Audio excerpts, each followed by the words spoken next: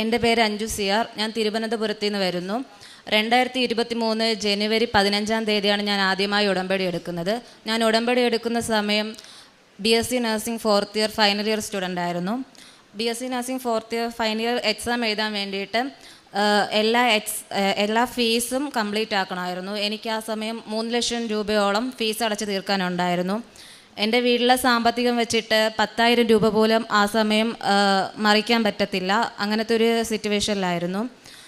ഞാൻ കുറേ സാക്ഷ്യം കേട്ടു. സാക്ഷ്യത്തിൽ അമ്മ മാതാവിൻ്റെ അടുത്ത് ഡേറ്റ് വെച്ച് പ്രാർത്ഥിച്ചു കഴിഞ്ഞാൽ ഏതൊരു കാര്യവും നടക്കും എന്ന് കുറച്ച് സാക്ഷ്യം ഞാൻ കേട്ടു. അടുത്ത് അമ്മ ഫോൺ വിളിച്ചിട്ട് പറഞ്ഞു, നീ എന്തായാലും 3 ദിവസം ഡേറ്റ് വെച്ച് അമ്മ മാതാവിനോട് ചോദിക്ക്, നിനക്കത് കിട്ടും. അങ്ങനെ ഞാൻ മാതാവിൻ്റെ അടുത്ത് 3 ദിവസം ഡേറ്റ് വെച്ച് പ്രാർത്ഥിച്ചു. ഡേറ്റ് വെച്ചതിൽ 3-ാം ദിവസം, അതായത് ജനുവരി 30, 31, ഫെബ്രുവരി 1-ാം തീയതി. ഫെബ്രുവരി 1-ാം തീയതി പ്രിൻസിപ്പൽ ഉച്ച കഴിഞ്ഞിട്ട് എൻ്റെ അടുത്ത് പറഞ്ഞു, എന്നെ ഓഫീസ് റൂമിലോട്ട് വിളിച്ചു. അപ്പോൾ എൻ്റെ ക്ലാസ് റൂം വരുന്നത് ഫസ്റ്റ് ഫ്ലോറിലാണ്. അതിനോടടുത്ത് ചെയ്യുന്നൊരു ചാപ്പലുണ്ട്. ആ ചാപ്പൽ ക്രോസ് ചെയ്തിട്ട് വേണം പ്രിൻസിപ്പളിൻ്റെ റൂമിലോട്ട് പോകാൻ വേണ്ടിയിട്ട്. അങ്ങനെ ഞാൻ പ്രിൻസിപ്പളിൻ്റെ റൂമിലോട്ട് പോകാൻ നേരത്ത് ചാപ്പലിൽ നോക്കിയിട്ട് അമ്മേൻ്റെ അടുത്ത് പറഞ്ഞു, 3 ദിവസം ഞാൻ ഡേറ്റ് വെച്ച് പ്രാർത്ഥിച്ചു എല്ലാവരെ പോലെ, ഇന്ന് 3-ാമത്തെ ദിവസം പ്രിൻസിപ്പളിൻ്റെ മുമ്പിൽ നിന്ന് എന്നെ കരയിപ്പിക്കല്ലേ, എനിക്ക് എങ്ങനെയും ഒരു വഴി കാണിച്ചു തരണം എന്നും പറഞ്ഞിട്ട് ഞാൻ പോയി. റൂമിൽ കയറാൻ നേരത്ത് പ്രിൻസിപ്പൽ ചിരിച്ചുകൊണ്ട് വിളിച്ചു, അഞ്ജു കയറി വാ എന്ന് പറഞ്ഞിട്ട് പറഞ്ഞു, നീ ഒന്നുകൊണ്ടും പേടിക്കണ്ട, നേരെ ചാപ്പലിൽ പോയി ദൈവത്തിനോട് നന്ദി പറയേ, നിൻ്റെ 3 ലക്ഷം രൂപയോളം വരുന്ന ഫീസ് അടച്ചു, ദൈവം സഹായിച്ച ഒരു വ്യക്തി വഴി സ്പോൺസർ കിട്ടി. അങ്ങനെ 3 ലക്ഷം രൂപയോളം വരുന്നതിൻ്റെ ഫീസ് മുഴുവനോടെ അടച്ചു കഴിഞ്ഞു. ഇനി നിനക്ക് എക്സാം എഴുതാം, നീ എക്സാമിൽ മാത്രം കോൺസെൻട്രേഷൻ ചെയ്ത് പഠിച്ചാൽ മതി എന്ന് പറഞ്ഞു. അങ്ങനെ ഉടമ്പടി എടുത്ത് പ്രാർത്ഥിച്ചതിൻ്റെ ഫലമായി എൻ്റെ മുഴുവൻ ഫീസും അടച്ചു തന്നു മാതാവ്. എനിക്ക് കിട്ടിയ സ്പോൺസർ എങ്ങനെയാണ് കിട്ടിയെന്ന് വെച്ചാൽ, എൻ്റെ പപ്പ 10 വർഷത്തോളം ഗൾഫിലായിരുന്നു. അവിടുത്തെ കുറച്ച് പ്രശ്നങ്ങൾ കാരണം വീട്ടിലോട്ട് വിളിക്കാൻ പറ്റിയില്ല. അങ്ങനെ കോണ്ടാക്റ്റ് ഒന്നും ഇല്ലായിരുന്നു. പപ്പ വീട്ടിലോട്ട് വിളിക്കാൻ വേണ്ടിയിട്ട് കുറേ പരിശ്രമിച്ചു. പക്ഷേ ഞങ്ങളുടെ നമ്പരോ അങ്ങനെ ഒരു സാഹചര്യവും ഉണ്ടായില്ല. അപ്പോൾ നമ്മൾ തമ്മിലുള്ള കമ്മ്യൂണിക്കേഷൻ ഇല്ല. എൻ്റെ ഫ്രണ്ട് വഴി ഞാനൊരു FB പേജ് പരിചയപ്പെടുകയും അതിൽ ബഹ്റൻ മലയാളീസ് എന്ന് പറയുന്ന ഒരു പേജ് പരിചയപ്പെട്ട് അതിൽ റിക്വസ്റ്റ് ഇട്ട് അതിൽ പോസ്റ്റ് ഇടുകയും ചെയ്തു. ഇതുപോലെ എൻ്റെ പപ്പ ബഹ്റനിലാണ്, വിളിക്കാനോ ഒന്നിനും പറ്റുന്നില്ല, ഇതെൻ്റെ ലാസ്റ്റ് ചാൻസ് ആണ്, വീട്ടിൽ പപ്പ വേണം, പപ്പയെ കണ്ടിട്ട് കുറേ നാളായി, അങ്ങനെ പറഞ്ഞിട്ട് ഞാൻ ഒരു പോസ്റ്റ് ഇട്ടു. പോസ്റ്റ് ഇട്ട് 3 ദിവസത്തിനുള്ളിൽ അവിടുത്തെ എംബസി എന്നെ വിളിക്കുകയും ഇതുപോലെ പപ്പയെ കണ്ടുപിടിച്ചു, നാട്ടിലോട്ട് വിടുക എന്ന് പറഞ്ഞു. അങ്ങനെ കുറേ പേരെന്നെ ആ പോസ്റ്റ് ഇട്ടതിന് ശേഷം വിളിച്ചായിരുന്നു. ആ പോസ്റ്റിലുള്ള എന്നെ വിളിച്ച ഒരാളായിരുന്നു എൻ്റെ സ്പോൺസറും. പ്രാർത്ഥിച്ചു കൊണ്ടിരുന്നത്, അതായത് ഞാൻ 3 ദിവസം ഡേറ്റ് ഇട്ട് പ്രാർത്ഥിച്ചതിൽ ഫസ്റ്റ് ദിവസം ഞാൻ മാതാവിൻ്റെ അടുത്തിരുന്ന് പ്രാർത്ഥിച്ചപ്പോൾ എൻ്റെ മനസ്സിൽ ഇന്ന ഒരു വ്യക്തിൻ്റെ പേര് വന്നിട്ട് പറഞ്ഞു, നീ എന്തായാലും മെസ്സേജ് ഇട്. അങ്ങനെ ഞാൻ മെസ്സേജ് ഇട്ടു, എനിക്കിതുപോലെ എക്സാം ഫീസ് അടയ്ക്കണം, എൻ്റെ കയ്യിൽ 1 രൂപയില്ല, വീട്ടിൽ മറിക്കാൻ പറ്റത്തില്ല, പപ്പയില്ല, പപ്പ വരുന്നതേ ഉള്ളൂ, വന്നാലും അവിടെ കുറച്ച് പ്രശ്നങ്ങളായിട്ടാണ് വിളിക്കാൻ പറ്റാതെ കിടന്നത്. അപ്പോൾ 1 രൂപയില്ല, വീട്ടിൽ അമ്മയാണെങ്കിൽ ക്ലീനിങ് സ്റ്റാഫായിരുന്നു, അപ്പോഴത്തേക്ക് കാശില്ല. അപ്പം അങ്കിൾ പറഞ്ഞു, എനിക്കറിയത്തില്ല, മോള് പ്രാർത്ഥിക്ക്, പ്രിൻസിപ്പളിൻ്റെ നമ്പർ തന്നേക്ക്, ഇത്ര മാത്രമേ പറഞ്ഞുള്ളൂ. 3-ാം നാളായപ്പോൾ പ്രിൻസിപ്പൾ വിളിച്ചു പറഞ്ഞു, മോളുടെ ഫീസെല്ലാം അടച്ചു. അങ്ങനെ എൻ്റെ ഫീസ് അടച്ചു. അത് കഴിഞ്ഞിട്ട് 4th ഇയർ എക്സാം എഴുതണമെങ്കിൽ 3rd ഇയർ വരെ നമ്മളെല്ലാം എക്സാം പാസ്സായിരിക്കണം. എനിക്ക് 3rd ഇയറിൽ ഒരു സപ്ലൈ ഉണ്ടായിരുന്നു. അതിൽ പാസ്സായാൽ മാത്രമേ എനിക്ക് 4th ഇയർ എക്സാം അറ്റൻഡ് ചെയ്യാൻ പറ്റത്തുള്ളൂ. എൻ്റെ ഉടമ്പടി പുതുക്കേണ്ട ദിവസം വന്നു. വെള്ളിയാഴ്ച ഞാൻ ഉടമ്പടി പുതുക്കണം. ബുധനാഴ്ച അന്ന് ചേച്ചിമാർക്ക് റിസൾട്ട് വന്നു, ചേച്ചിമാരുടെ സപ്ലി റിസൾട്ട് വന്നു. അതിലെല്ലാവരും പാസ്സായി. അപ്പം ഞാൻ മാതാവിനോട് പറഞ്ഞു, ഉടമ്പടി ഞാൻ പുതുക്കാൻ വരുന്നതിന് മുന്നേ എനിക്ക് എൻ്റെ റിസൾട്ട് വരണം, ഞാനതിൽ പാസ്സാവണം. ഒരിക്കലും റിസൾട്ട് അടുപ്പിച്ച് വരത്തില്ല. ചേച്ചിമാർക്ക് വന്നു കഴിഞ്ഞാൽ 1 ആഴ്ച കഴിഞ്ഞിട്ട് അല്ലെങ്കിൽ 2 ആഴ്ച കഴിഞ്ഞിട്ട് അടുത്ത റിസൾട്ട് വരത്തുള്ളൂ. മാതാവിനോട് പ്രാർത്ഥിച്ചതിൻ്റെ ഫലമായി, അതായത് ബുധൻ ചേച്ചിമാർക്ക് റിസൾട്ട് വന്നെങ്കിൽ വ്യാഴാഴ്ച എനിക്ക് റിസൾട്ട് വന്നു. 3rd ഇയർ സപ്ലി റിസൾട്ട് വന്നു. ആ ഒരു സബ്ജക്റ്റ് നല്ല മാർക്കോടുകൂടി ഞാൻ പാസ്സായി. അങ്ങനെ 4th ഇയർ ഫൈനൽ എക്സാം എഴുതാൻ വേണ്ടിയിട്ട് ഞാൻ കൺഫേം ആയി.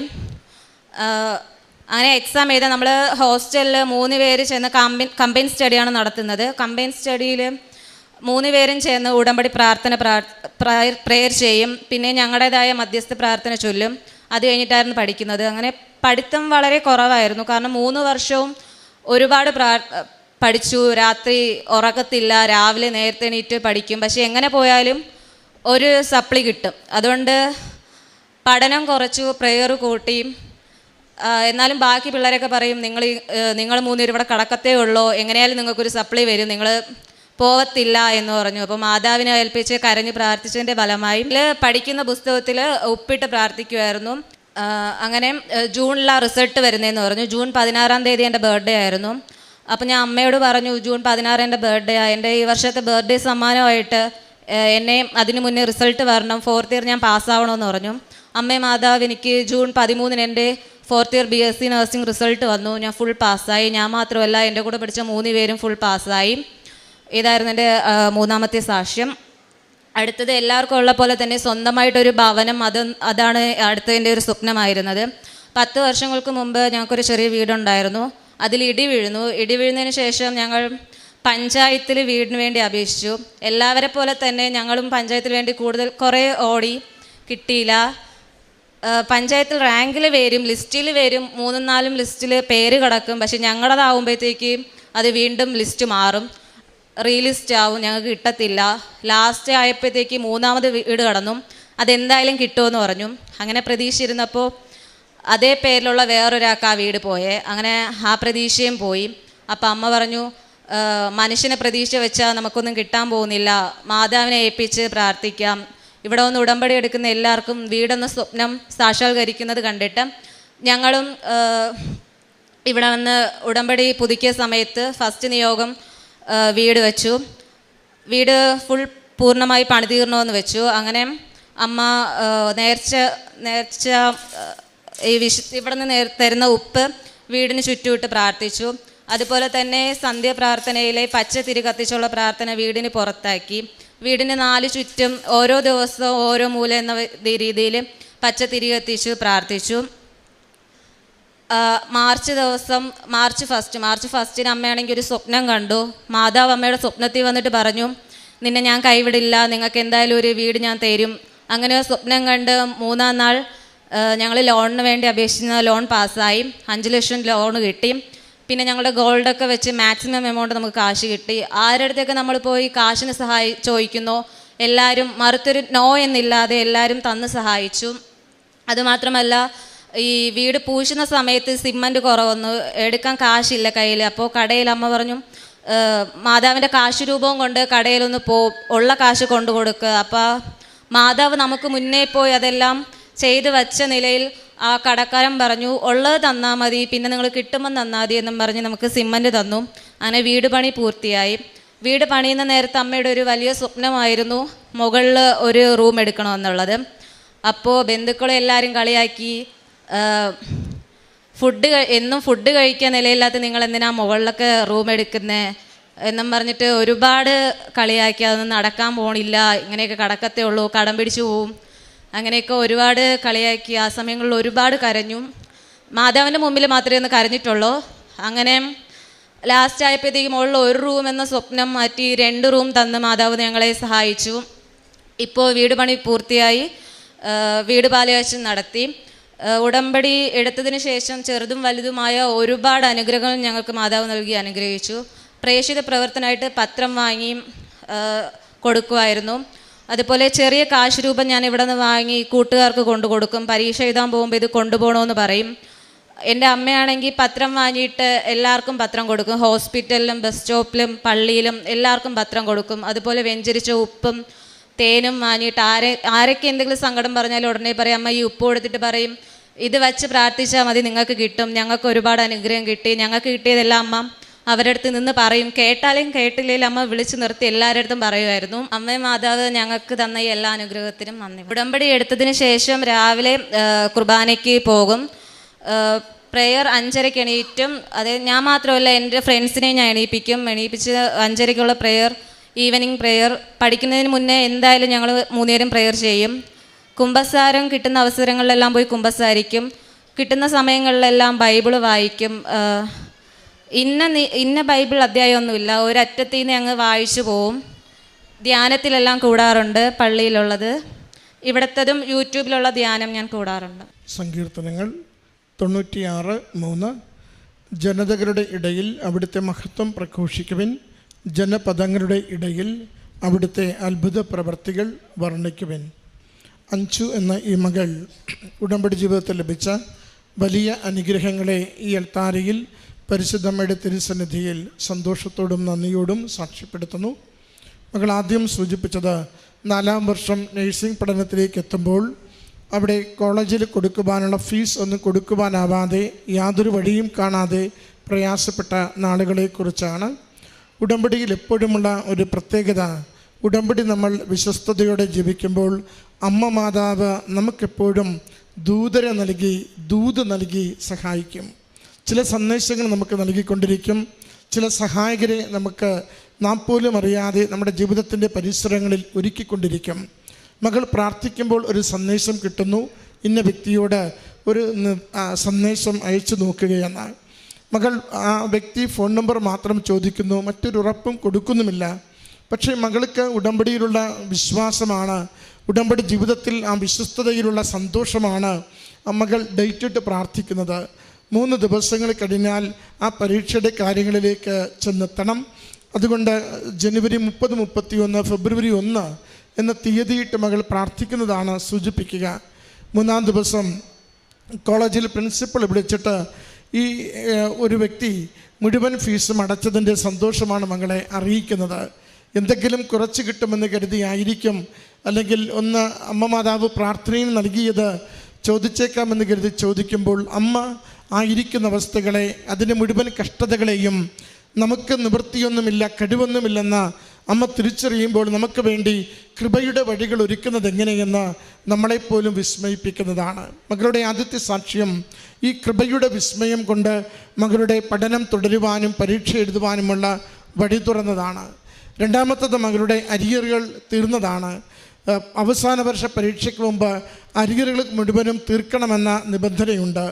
അതും ഇതുപോലെ തന്നെ അമ്മയുടെ ഉടമ്പടി പ്രകാരം ജീവിക്കുകയും നേർച്ച വസ്തുക്കൾ ഉപയോഗിച്ച് പ്രാർത്ഥിക്കുകയും ചെയ്യുമ്പോൾ ആ 4-ാം വർഷത്തേക്ക് ദിവസമൊന്നും നഷ്ടപ്പെടാതെ സുരക്ഷിതമായി ആ പരീക്ഷ എഴുതുവാനുള്ള വഴികൾ അമ്മ മാതാവ് തുറന്നു കൊടുത്തത് സാക്ഷ്യപ്പെടുത്തുന്നു. മറ്റൊന്ന്, ഒരു ഭവനം വയ്ക്കുവാൻ വേണ്ടിയുള്ള അമ്മയുടെ അരികിലുള്ള പ്രാർത്ഥനയാണ്. മനുഷ്യനിൽ ആശ്രയിച്ചിട്ട് പ്രയോജനമില്ല, ദൈവത്തിൽ ശരണപ്പെട്ട് പ്രാർത്ഥിക്കാമെന്ന ബോധ്യത്തോടു കൂടി ഉടമ്പടി പ്രകാരം ജീവിതത്തെ ക്രമപ്പെടുത്തുകയും ഉടമ്പടിയുടെ തിരികൾ കത്തിച്ച് വീടിൻ്റെ 4 മൂലയ്ക്കും പുറത്ത് നടന്ന് പ്രാർത്ഥിക്കുകയും ഉടമ്പടി ഉപ്പ് അവിടെ വിതറിക്കൊണ്ട് അമ്മയുടെ സംരക്ഷണം തേടി പ്രത്യേകമായിട്ടത് സമർപ്പിക്കുകയും ചെയ്യുമ്പോൾ വിചാരിച്ചതിലും വലിയ വീട്, മറ്റുള്ളവർ കണ്ടാൽ വിസ്മയിക്കുന്ന വീട്, അമ്മ മാതാവ് അതിൻ്റെ സാമ്പത്തികമായ എല്ലാ സാഹചര്യങ്ങളെയും ഒരുക്കി കൊടുത്തുകൊണ്ട് ചുരുക്ക സമയത്തിനുള്ളിൽ അത് പൂർത്തീകരിക്കുവാൻ കുടുംബത്തെ അനുഗ്രഹിച്ചതിൻ്റെ സാക്ഷ്യമാണ് മകൾ പങ്കുവെച്ചത്. അതോടൊപ്പം തന്നെ മകൾ 4-ാം വർഷത്തെ പരീക്ഷ എഴുതുമ്പോഴും മകൾ പറയുന്നുണ്ട്, അത്രയും നാൾ ഞാൻ പഠനത്തിനാണ് പ്രാധാന്യം കൊടുത്തത്, എൻ്റെ ദൈവത്തെക്കാൾ ഉപരി പഠനത്തിന് പ്രാധാന്യം കൊടുക്കുകയും എല്ലാ പരീക്ഷകൾക്കും 2, 3, 1 അരിയിറക്കി വന്ന് ഞാൻ പിന്നോട്ട് പോവുകയും ചെയ്യുമായിരുന്നു. ഉടമ്പടി എടുത്തപ്പോൾ എൻ്റെ ആദ്യത്തെ മനസ്സിൻ്റെ തീരുമാനം എൻ്റെ അമ്മ മാതാവിനും ദൈവഹിതത്തിനും ജീവിതത്തിൽ പ്രാധാന്യം കൊടുത്തുകൊണ്ട് മാത്രമേ ഇതിലേക്ക് ഞാൻ പ്രവേശിക്കുന്നുള്ളൂവെന്ന്. അവളും അവളോടൊപ്പം കൂട്ടുകാരും ഒരുമിച്ച് ഉടമ്പടിയുടെ പ്രാർത്ഥനകളിൽ നന്നായി പങ്കുചേരുകയും പഠിച്ചതിനേക്കാൾ ഉപരി അമ്മയിൽ ശരണപ്പെട്ടുകൊണ്ട് കാരുണ്യ പ്രവൃത്തികൾ ചെയ്യുന്നതിനും പ്രേക്ഷിത പ്രവർത്തനങ്ങൾ ചെയ്യുന്നതിനും സ്വന്തം ജീവിതത്തെ വിശുദ്ധീകരിക്കുന്നതിനും ശ്രദ്ധ കൊടുത്തുകൊണ്ട് മുന്നോട്ട് പോകുന്നതും 4-ാം വർഷത്തെ പരീക്ഷ ബർത്ത്ഡേ ഗിഫ്റ്റായി അത് ജൂൺ മാസം 13-ാം തീയതി അത് മകൾക്ക് ലഭിച്ചതിന് 13-ാം തീയതി ബർത്ത്ഡേ, 16-ാം തീയതി ബർത്ത്ഡേ, 13-ാം തീയതി മകൾക്കത് ബർത്ത്ഡേ ഗിഫ്റ്റായി അമ്മ മാതാവ് എല്ലാ വിഷയത്തിനും വിജയിച്ച് നല്ല മാർക്കോടുകൂടി കോഴ്സ് പൂർത്തീകരിക്കുവാൻ മകളെ സഹായിച്ചതിൻ്റെ സാക്ഷ്യമാണ് പങ്കുവെച്ചത്. പ്രിയമുള്ളവരെ, ഉടമ്പടി ജീവിതം അത് അമ്മയുടെ കരങ്ങളിലേക്ക് കൊടുക്കുന്ന ഏതൊരു നിയോഗത്തിനും അമ്മ മാതാവിന് അമ്മയുടേതായ വഴികളുണ്ട് പരിഹരിച്ചു തരുവാൻ. പലപ്പോഴും നമ്മുടെ ഉടമ്പടിയിൽ വരുന്നൊരു പ്രശ്നം, പ്രതിസന്ധി, നമ്മൾ അമ്മയ്ക്ക് നിയോഗം സമർപ്പിക്കുന്നു, നമ്മൾ വഴികൾ കണ്ടെത്താൻ ശ്രമിക്കുന്നു, വഴികളുടെ പുറകെ നമ്മൾ ഓടി നടക്കുന്നു. ദൈവത്തിൻ്റെ കരങ്ങളിൽ ഒരു നിയോഗം കൊടുക്കുമ്പോൾ ദൈവത്തിന് ഇടപെടുവാനുള്ള വഴികൾ നമ്മൾ പറഞ്ഞു കൊടുക്കേണ്ട ആവശ്യമുണ്ടോ? മകൾ പറയുന്നുണ്ട്, ഞാൻ എൻ്റെ അമ്മ മാതാവിൻ്റെ കരങ്ങളിൽ നിയോഗം കൊടുക്കുമ്പോൾ അമ്മ മാതാവ് എനിക്ക് വേണ്ടുന്ന കാര്യങ്ങൾ ക്രമീകരിച്ചു തരും. ഈ നാളുകളിൽ, അടുത്ത നാളുകളിലൊക്കെയും അച്ഛൻ ആവർത്തിച്ച ജോസഫ് അച്ഛൻ ഉടമ്പടി ധ്യാനത്തിൽ പറയുന്നുണ്ട്, നിങ്ങൾ ഓർക്കണം, നിങ്ങൾ അമ്മയുടെ കരങ്ങളിൽ ഒരു നിയോഗം സമർപ്പിച്ചാൽ നിങ്ങളുടെ ഉത്തരവാദിത്വം തീർന്നു. പിന്നെ വൃത്തിയായി ഉടമ്പടി ജീവിക്കുക. അമ്മ മാതാവ് ആ നിയോഗം സഫലമാക്കുന്നത് എങ്ങനെയെന്ന് നമുക്ക് കാണുവാൻ സാധിക്കുമെന്ന്. അതുകൊണ്ട് ഉടമ്പടി ജീവിതം ഒരു ഇടയ്ക്ക് തടസ്സമില്ലാതെ മുന്നോട്ട് നന്നായി നമുക്ക് തുടർച്ചയായി കൊണ്ടുപോകാനാവേണ്ട ഒരു ജീവിതക്രമമാണ്. അതിനോട് നമ്മൾ പുലർത്തുന്ന വിശ്വസ്തത, ദൈവനാമത്തെ മഹത്വപ്പെടുത്തുവാൻ കിട്ടുന്ന അവസരങ്ങളിൽ നമ്മൾ കൊടുക്കുന്ന സന്തോഷം, അത് നമ്മുടെ ജീവിത സാഹചര്യങ്ങളെ അനുഗ്രഹിച്ചു കൊണ്ടിരിക്കും. ഈ മകൾക്ക് ലഭിച്ച എല്ലാ നന്മകളെയോർത്ത് അമ്മ മാതാവിനും തിരുക്കുമാരനും നന്ദി പറഞ്ഞ് കരങ്ങളടിച്ച് ഈ സാക്ഷ്യം സമർപ്പിക്കാം. അത്യപൂർവ ദൈവാനുഭവങ്ങൾ ഇനി നിങ്ങൾക്കും സ്വന്തം. ഈ യൂട്യൂബ് ചാനൽ ഇതുവരെ സബ്സ്ക്രൈബ് ചെയ്തിട്ടില്ലെങ്കിൽ ഇപ്പോൾ തന്നെ സബ്സ്ക്രൈബ് ചെയ്യുക. ഈ വീഡിയോ ഇപ്പോൾ തന്നെ നിങ്ങളുടെ സുഹൃത്തുക്കൾക്ക് ഷെയർ ചെയ്തുകൊണ്ട് കർത്താവിൻ്റെ പ്രേക്ഷിതരാകുക.